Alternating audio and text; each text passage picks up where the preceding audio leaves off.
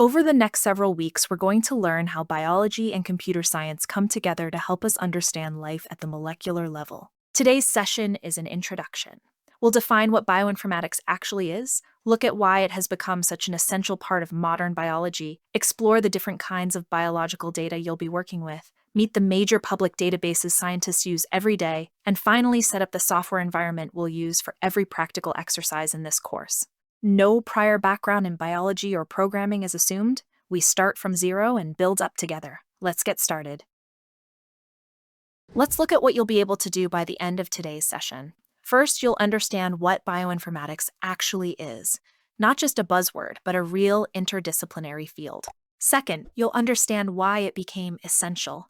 Biology used to be a science of test tubes and microscopes, and now it's also a science of data and computers. Third, you'll become familiar with the different types of biological data researchers work with, from DNA sequences to entire networks of interacting proteins. Fourth, you'll know the major public databases where this data lives. Think of these as the libraries of biology. And finally, you'll leave today with your own Python environment set up and ready, because starting next session, we begin writing code together.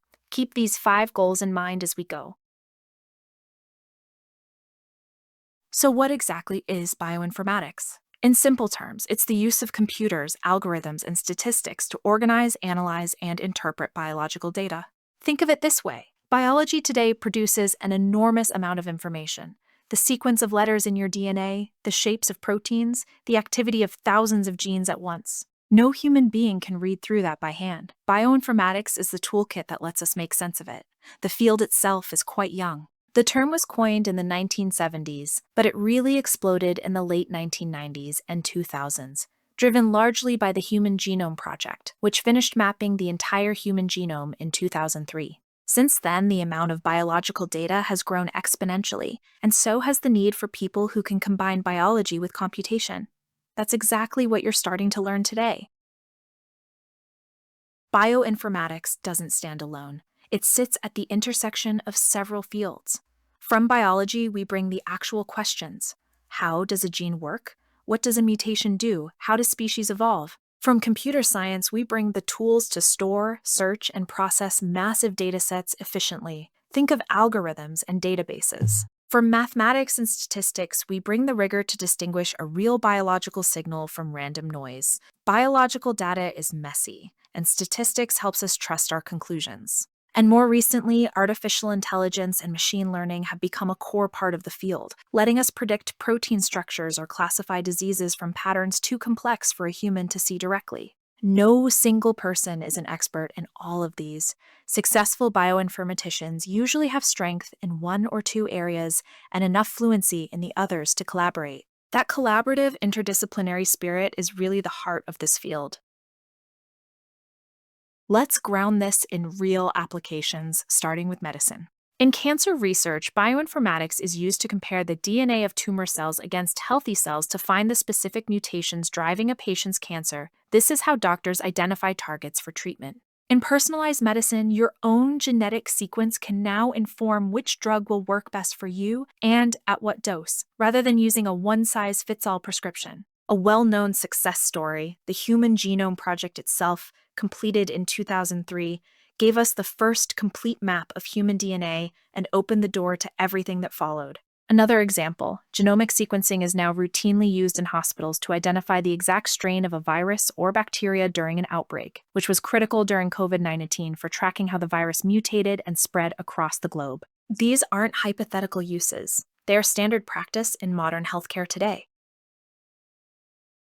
Bioinformatics reaches far beyond human health. In agriculture, scientists sequence the genomes of crops to breed varieties that are more drought-resistant or produce higher yields, feeding more people with less land and water. In evolutionary biology, comparing DNA sequences across species lets researchers reconstruct the tree of life and understand how organisms are related, sometimes rewriting textbook assumptions about which species diverged first. In biotechnology, bioinformatics helps engineer bacteria and yeast to produce useful products, from insulin to biofuels, by designing and testing genetic modifications computationally before touching a lab bench. And in drug discovery, computational methods let researchers screen millions of candidate molecules against a target protein structure, dramatically narrowing down what actually needs to be tested in a wet lab, saving years of time and enormous cost. Across every one of these fields, the same underlying skill set applies: read, compare, and interpret biological sequences.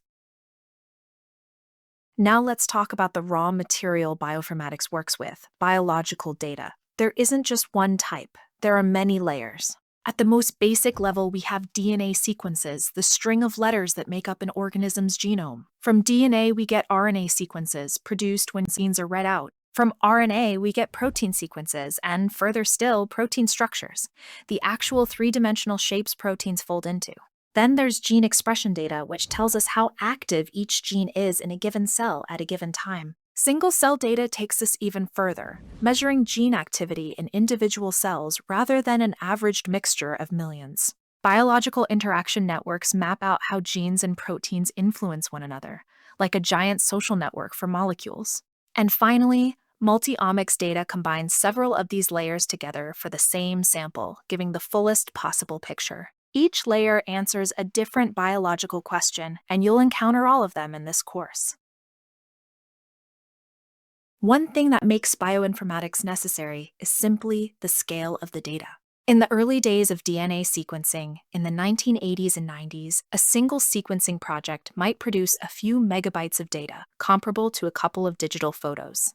Sequencing the very first human genome, completed in 2003, took over a decade and cost about $3 billion. Today, a single modern sequencing machine can sequence an entire human genome in about a day for a few $100s, producing gigabytes of raw data per sample. Multiply that by the thousands of samples generated by hospitals and research labs every single day worldwide, and you get databases growing into petabytes. That's millions of gigabytes. No human, and frankly no simple spreadsheet, can manage that. This explosive growth in scale is precisely why we need specialized computational tools, efficient databases, and people trained specifically to work with this kind of data, which is exactly what this course will teach you to do.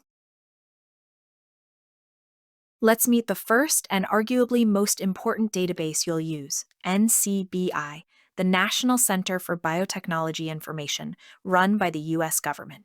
Think of NCBI as the central library of biological data. It's actually a collection of many databases in one place. The most important for us right now is GenBank, which stores DNA and RNA sequences submitted by researchers all over the world. NCBI also hosts PubMed, a database of scientific literature, so you can look up the actual published paper behind any sequence. Researchers turn to NCBI when they need to find a gene sequence for a species, check what's already known about a gene, or download reference data to compare against their own experimental results. It's free, public, and one of the very first stops for almost every bioinformatics project. We'll be exploring it hands-on in just a few minutes. 3 more databases round out our essential toolkit. Ensemble focuses on whole genomes. It organizes DNA sequences by chromosome, annotates exactly where genes sit, making it the go-to resource when you need genome browsing and gene annotation across many species. UniProt is the equivalent resource for proteins. It's a curated, high-quality database of protein sequences and detailed functional information. So when you know a protein's name and want to learn what it does, UniProt is where you look. And the Protein Data Bank, or PDB, stores three-dimensional protein structures, actual atomic coordinates showing exactly how a protein folds in space. Researchers use PDB when they need to understand or visualize a protein's shape, which is often essential for drug design. Together with NCBI, these 4 databases form the backbone of nearly every bioinformatics workflow you'll encounter. These databases aren't isolated islands, they're deeply cross-linked. Say you start at NCBI with a DNA sequence for a gene. That gene's record will often link out to Ensemble to show you exactly where it sits on the chromosome and how it's organized. The protein that gene produces will have an entry in UniProt describing its function, and that UniProt entry will in turn link to the protein data bank if the protein's three-dimensional structure has been solved. So a single research question, what does this gene do and what does its protein look like, often means hopping between all 4 databases, following the thread from raw sequence to genome context to protein function to physical structure. Learning to navigate between these resources fluidly is one of the most practical skills you'll build in this course. Here's a quick look at where this course is heading so you have a mental map of the whole journey. Sessions 2 and 3 cover molecular biology fundamentals, DNA structure, replication, and how genes become proteins, paired with your first real Python exercises like computing a reverse complement or translating DNA into protein. From there, the course builds into sequence alignment, structural bioinformatics, gene expression analysis, and eventually machine learning applications in biology. Every session follows the same rhythm: theory first, then hands-on practice in Python, then a small project you build yourself. In terms of expectations, no prior programming experience is required. We introduce Python gradually and explain every line of code. By the end, you'll be comfortable writing your own scripts to process real biological sequences and pulling real data from the databases we just discussed. Now let's move to the practical part of today's session, setting up your software. We'll be using Python, one of the most beginner-friendly and widely used programming languages in science. To install it, go to python.org and download the latest version for your operating system. During installation on Windows, make sure to check the box that says Add Python to Path, which lets you run Python from anywhere on your computer. Next, we'll use Jupyter Notebook, a tool that lets you write and run code in small chunks called cells, seeing the output immediately below each one. This is perfect for learning because you can experiment step by step. You can install it by opening a terminal or command prompt and typing pip install notebook. Optionally, you can also install Visual Studio Code, a free code editor if you'd like a more traditional programming environment alongside Jupyter. We'll use both throughout this course, but Jupyter will be our primary tool for exercises. One more important setup concept: virtual environments. Imagine every project you work on needs its own separate toolbox, even if some tools overlap. That's essentially what a virtual environment is. It's an isolated space on your computer where you install exactly the Python packages a specific project needs without affecting any other project. Why does this matter? Because different bioinformatics projects often require different, sometimes conflicting versions of the same package. Without virtual environments, installing a new package for one project could accidentally break another project that depended on an older version. To create one, you'd run python-venv in your terminal, which creates a folder called env containing an isolated Python installation, and then you'd activate it before installing anything. This might feel like an extra step now, but it's considered a best practice by professional developers and scientists alike, and it will save you real headaches later in this course. Let's put NCBI into practice. Head to ncbi.nlm.nih.gov and you'll find a search bar at the top. This searches across all of NCBI's databases at once. Let's say we want to find information about the BRCA1 gene, well known for its link to breast cancer risk. Typing BRCA1 into the search bar returns results from multiple databases. Gene, which gives an overview of the gene itself, nucleotide, which gives the actual DNA sequence, and PubMed, which gives related research papers. You can also narrow your search to a specific organism. For example, searching BRCA1 and Homo sapiens will restrict results specifically to the human version of this gene, since related genes exist across many species. Getting comfortable navigating and filtering these searches is a skill you'll use constantly throughout your work in bioinformatics. Once we've found the sequence we want, let's download it. On the nucleotide record page, you'll see the sequence displayed in what's called GenBank format. This includes metadata like the organism, sequence length, publication references, and annotated features, followed by the actual sequence of A's, T's, C's, and G's. To download it, click Send to, choose Complete Record, select File as the destination, and pick the FASTA format, a simple text format that starts with the line beginning with a greater than sign containing the sequence name, followed by the raw sequence itself. FASTA is the standard format you'll see used across nearly every bioinformatics tool, so getting comfortable reading and downloading it now will pay off throughout the entire course. For your homework, you'll practice this exact workflow yourself.